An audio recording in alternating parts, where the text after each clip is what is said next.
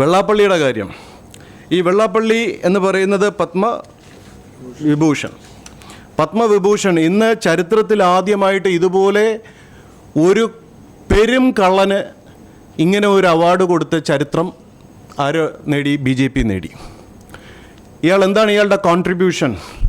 അദ്ദേഹം എന്താണ് ചെയ്തത്? ഈ വികടഗുരു ഇയാളെ അല്ല ആദ്യം പിടിക്കേണ്ടത്, ആ KL അശോകൻ എന്ന് പറയുന്ന ആളെ കൂടെ പിടിക്കണം.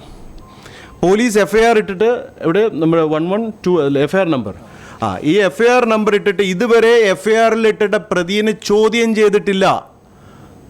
ഇയാളുടെ പേരിലുള്ള ഒരു കേസുകളും ഇതുവരെ പൊങ്ങി വന്നിട്ടില്ല. ഇപ്പോൾ ഒരുപാട് പ്രഷർ കൊടുത്തുകൊണ്ട് വിജിലൻസിൽ ഒരു സംഭവം വന്നു. ഇവിടെ തന്നെ ഈ പ്രസ് ക്ലബ്ബിൽ എത്രയോ പ്രാവശ്യം നമ്മൾ വെള്ളാപ്പള്ളിയെ പറ്റി സംസാരിച്ചു. അപ്പം ഇവിടെ കേന്ദ്രത്തിൻ്റെ സഹായവും സംസ്ഥാനത്തിൻ്റെ സഹായവും ഒരുപോലെ അദ്ദേഹത്തിന് കിട്ടുകയാണ്. ഈ പല പൊളിറ്റീഷ്യൻസിനും അദ്ദേഹവുമായിട്ട് വളരെയധികം അടുത്ത ബന്ധങ്ങളുണ്ട്. ഈ അടുത്ത ബന്ധം വെച്ചിട്ട് ഇയാൾ ശ്രീനാരായണ ഗുരുദേവൻ്റെ പേരും പറഞ്ഞ് ഈ പാവപ്പെട്ടവരുടെ ഈഴവരുടെ ആമാശയത്തിനകത്ത് കൈയിട്ട് വാരി ഈ മകനെ കേന്ദ്രത്തിൽ വെച്ചിട്ട് അവിടെ ഇവിടെയും വെച്ച് നെഗോഷിയേറ്റ് ചെയ്ത് ഇയാൾ ആരെയാണ് ഈ പൊട്ടരാക്കുന്നത്?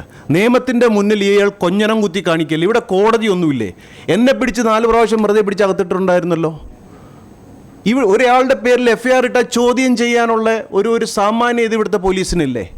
ആഭ്യന്തരമന്ത്രി എന്തുകൊണ്ട് ആ ഭാഗം നോക്കുന്നില്ല? ഈ വെള്ളാപ്പള്ളി എന്ത് രീതിയിലാണ് മാതൃക കാണിക്കുന്നത് സമൂഹത്തിൽ? ഗുരു പറഞ്ഞതിന് നേരെ ജാതി ചോദിക്കരുതെന്ന് പറഞ്ഞെങ്കിൽ ഇയാൾ ജാതിയെ ചോദിക്കുള്ളൂ.